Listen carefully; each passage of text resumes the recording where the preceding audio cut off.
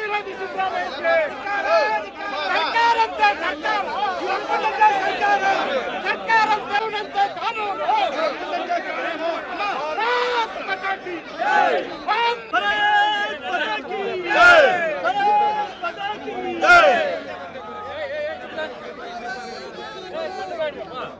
ಬರ್ರಿ ನಡಿ ಮುಂದೆ ನಡ್ರಿ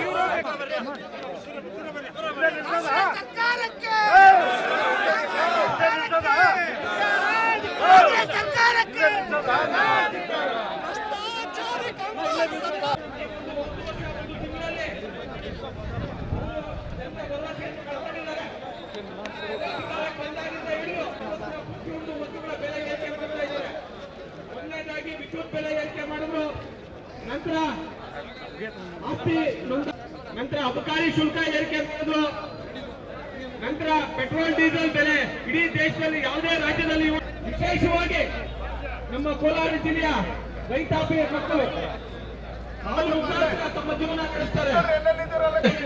ಮುತ್ತಿಗೆ ಆಗುವಂತ ಒಂದು ಕಾರ್ಯಕ್ರಮ ಹಮ್ಮಿಕೊಂಡಿದೆ.